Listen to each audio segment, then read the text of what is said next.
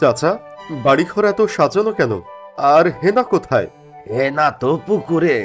চাচা, পুকুরে একটু আমাকে নিয়ে চলেন।